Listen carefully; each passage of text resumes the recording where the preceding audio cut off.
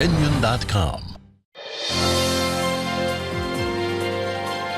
I'm Gautam Mukunda. Tonight on Greater Boston, on the heels of trips to Israel, the West Bank, and Ukraine, political commentator and three-time Pulitzer Prize winner Tom Friedman joins me on what he saw, where the wars in both regions are headed, and the kind of role the United States should play. Plus, we'll break down where relations stand between the U.S. and China after President Xi's visit.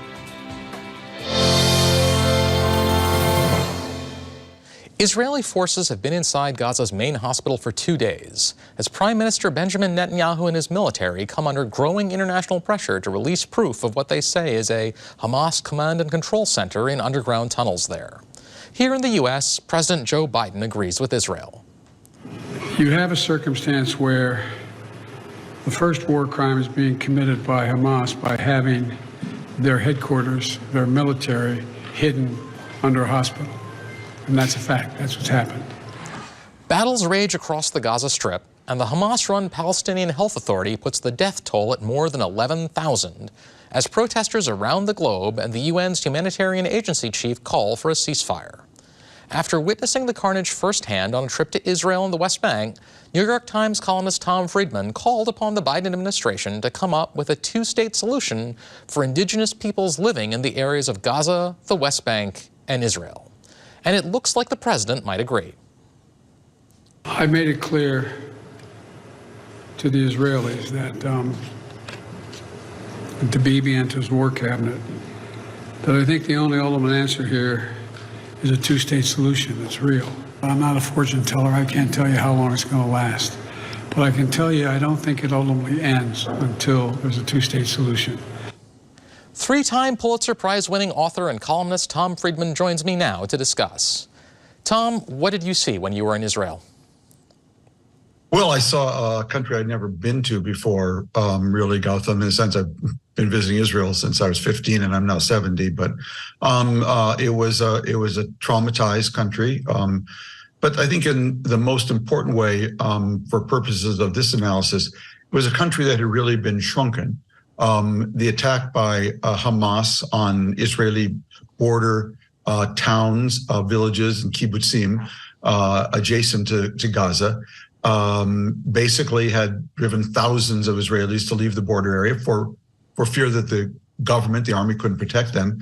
And at the same time, attacks by Hezbollah in Lebanon from the north along the border in support of Hezbollah, in support of Hamas, not invasions, but attacks, had prompted Israel to order an evacuation from the northern border. So you basically had these two attacks shrinking the country, pulling people toward the middle. I visited one of the kibbutzim that had been attacked by Hamas, Be'eri, and their entire community of 700 had been moved to a hotel in the Dead Sea. So that's really not a sustainable situation for any state.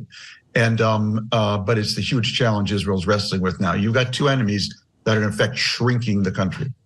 So under that sort of a pressure, the Israeli government has to be thinking about how long they can maintain this situation, how long they can keep 300,000 reserves mobilized, even as their military objectives aren't finished in Gaza. So do they have a sense there's a ticking clock? And if so, how much time is left on it?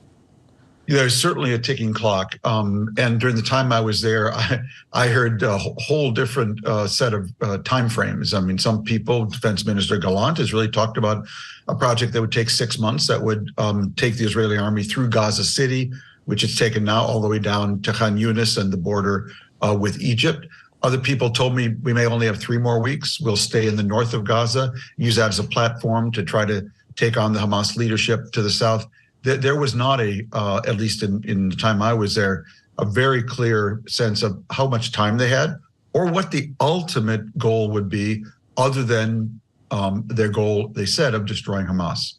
So destroying Hamas without sort of a years-long occupation of the Gaza Strip strikes me as something approaching an impossibility. So what is their victory condition? What is it that they're looking for to get out of this?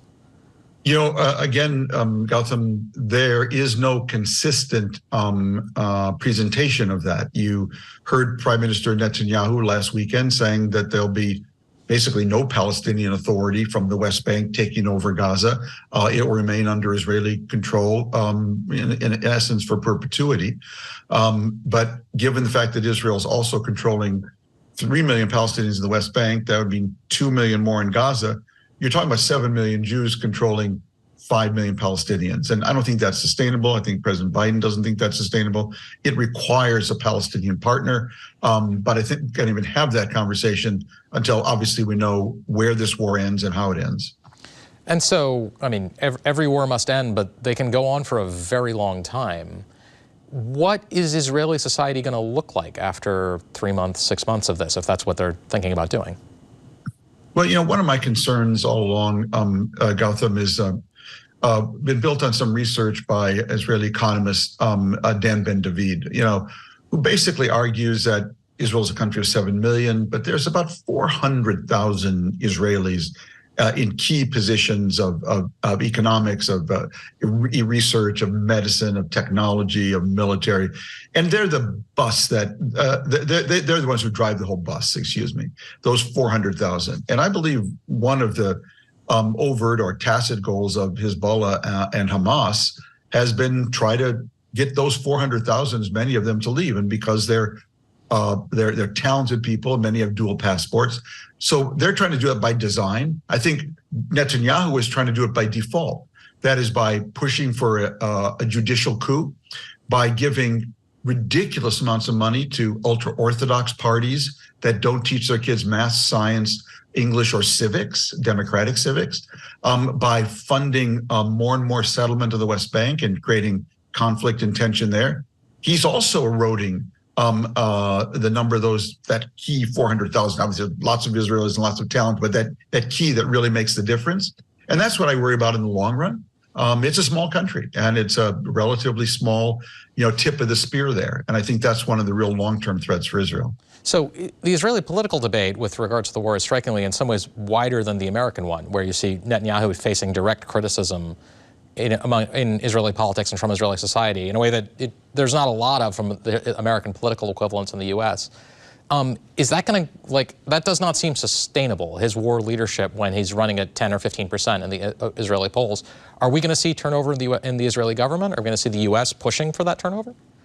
I would distinguish between support for the war right now against Hamas and getting revenge for the killing of 1,200 Israeli citizen soldiers, the abduction of 240.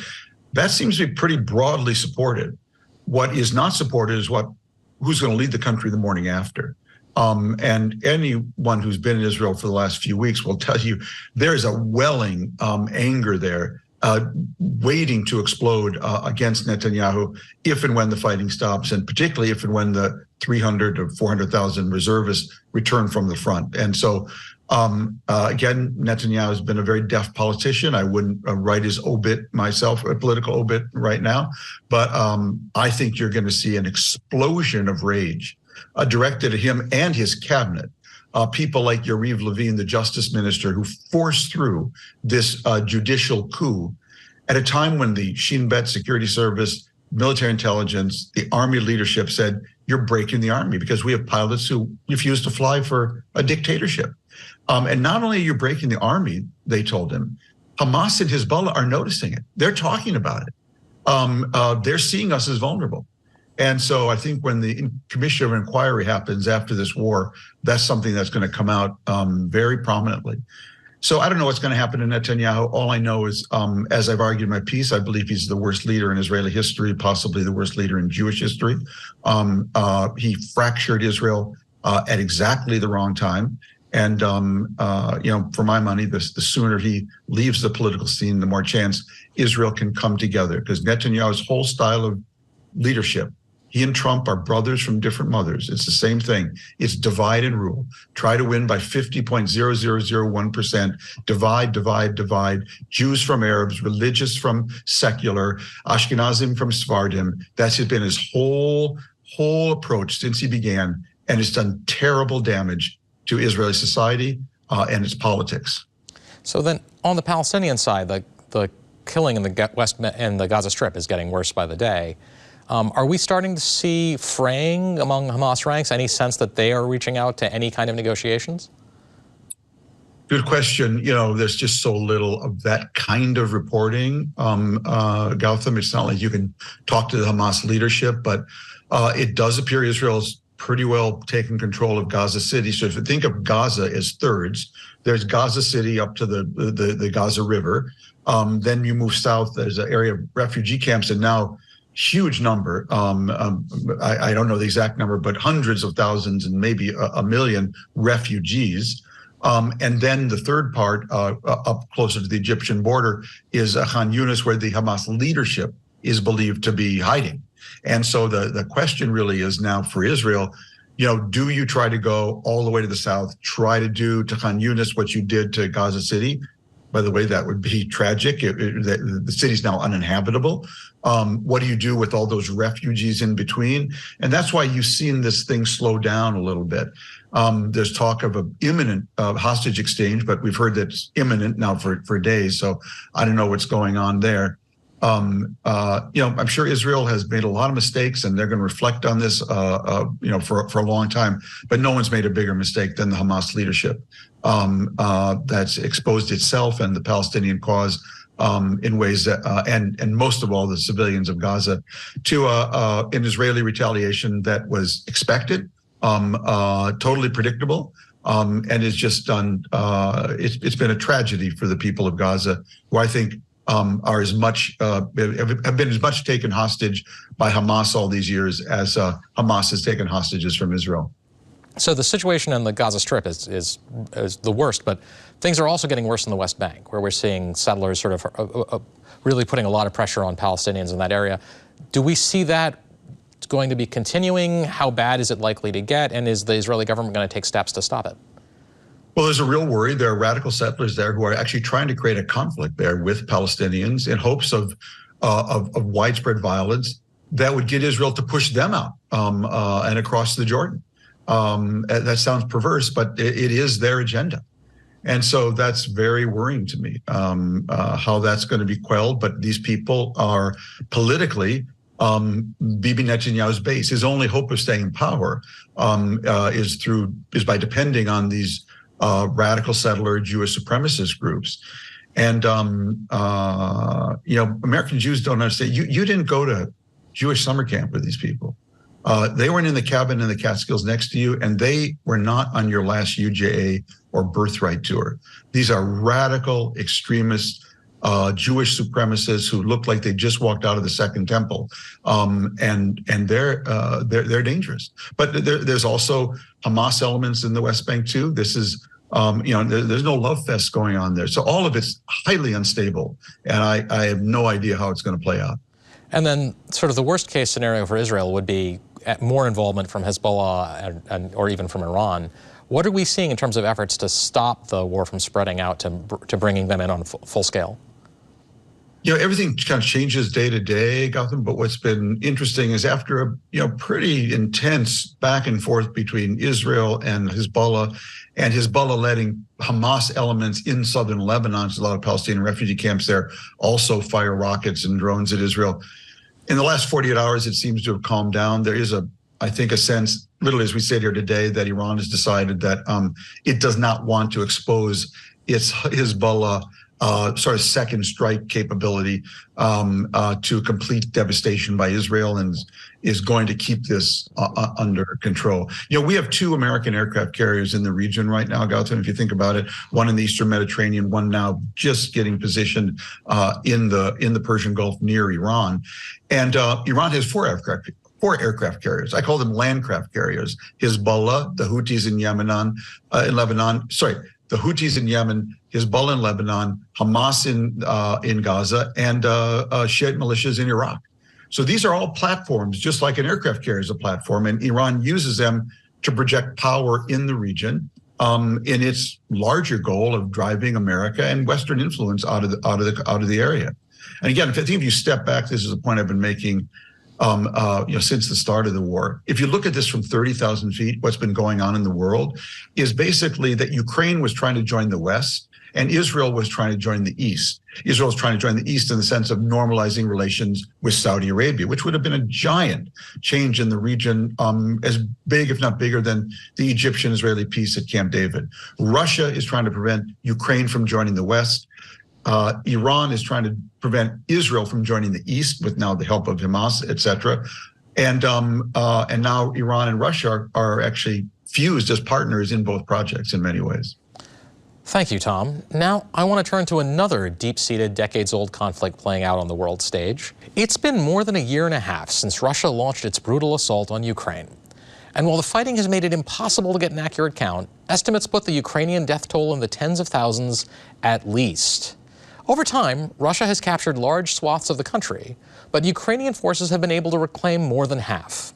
Foreign aid and military supplies have played a major role in Ukraine's ability to hold off invading forces, but they're running out of ammunition. And again, American politics are threatening to disrupt the flow of aid. The U.S. has already directed $75 billion in aid to Ukraine since the invasion, and President Joe Biden is calling for over $60 billion more. But Republicans in Congress are holding up his proposal, and the chances it will pass this year are growing slimmer by the day. Tom, what happens to Ukraine if we don't pass this aid proposal? Well, Putin is sitting there salivating, basically. He's got a calendar on his desk. One is the date of the 2024 election in America, where he thinks and hopes and prays that Donald Trump will win and pull the plug on Ukraine entirely.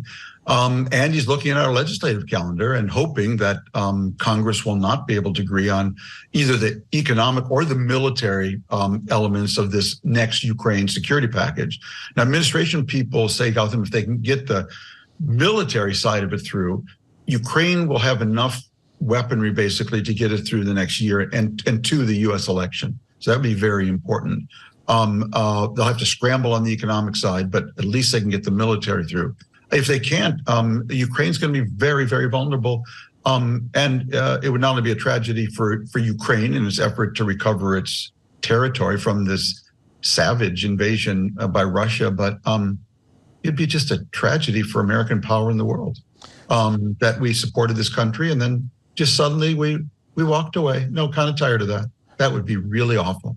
So, Tom, just to step back for a second, I mean, the Republican Party historically has been the one most hostile towards Russian power and influence, and the people who are sort of most hawkish about the war in Israel are the ones who are most reluctant to back Ukraine on its war against brutal aggression. What's going on? Why is the Republican Party suddenly decided that it's much more friendly to Russia than it ever has been at any time in its past? Gautam, there's a lot of things I'm knowledgeable about, but the craziness of the Republican Party is not one of them, because none of it really makes sense. It's not growing out of a strategic assessment of where are we in the world, what are our priorities need to be, and how do we match those ends with our means. This all seems to be driven by a kind of intra-Republican fight, not over the world, but over spending, and using that as a proxy to manifest their conservatism. And none of it's connected to the world. And it's tragic that there isn't even a core of that old Republican Party that understands, why this is important, that we have a chance, if Ukraine could succeed I don't think they're going to drive Russia out, but if we could put it in a position where it could actually have a deal with Russia, it'd be a dirty deal, but a deal, but where Ukraine would end up in the European Union and with some kind of NATO guarantee, that would be that would be the biggest change in Europe in terms of enlarging the West since East Germany joined West Germany. Because Ukraine is a country, it is the biggest, most experienced land army in Europe now. It's one of the world's great breadbaskets, and it produces massive amounts of engineers every year. It's an incredibly talented country with lots of technology, entrepreneurship going on there. You add that to the West, I say, that's better than bigger than East Germany joining West Germany. East Germany, East Germany, East Germany. Gautam, remind me, who was the KGB chief in East Germany when it fell into the lap of West Germany? I think it was a guy named Vladimir Putin. And I think he sees a rerun here, and that's what he's trying to stop. So if we looked at this from the Ukrainian side, what is their perspective on the American political debate? So I was in Ukraine 3 months ago, and they can't make heads or tails out of us any more than anybody else can right now.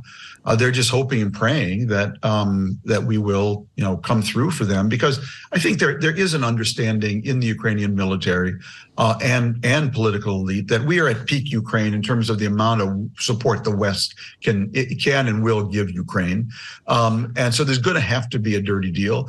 But in Ukrainian politics, it is so off the table now to actually say that publicly. Some military leaders recently did that and faced a huge blowback. But eventually, Ukraine is going to have that discussion. We're going to have that discussion with Ukraine. We're in the phase of that. But we want them to have that discussion, Gautam, from a position of strength and not from a position of weakness. What might the deal you're talking about look like? No one really knows, but Russia would probably keep, roughly, all or part of the Donbass that it's got, and part of that southern strip for Ukraine. Obviously, there's a huge question of its access, to the sea down there that will have to be resolved. But it's going to be something, roughly along the lines, all these lines. But, lately the Ukrainians suddenly out of nowhere, they seem to have made some progress in the south. So who knows? You just hope they can get the best deal they can and put this war behind them. But Putin may have all the time in the world, and certainly time to wait for Donald Trump to come in and do the deal he wants.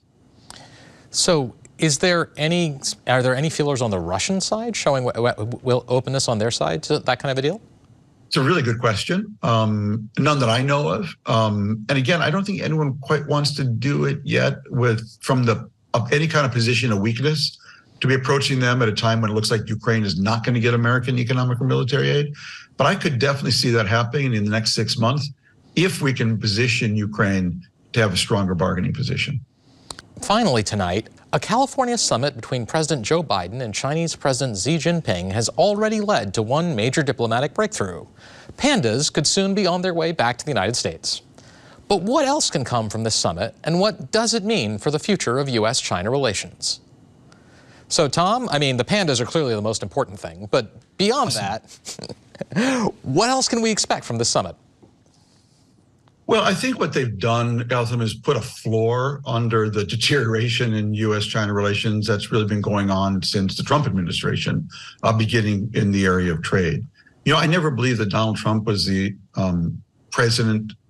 American president that Americans deserved, but I did believe he was the American president China deserved. There needed to be someone who pushed back on China in the trade realm that we had simply put up with too much for too long.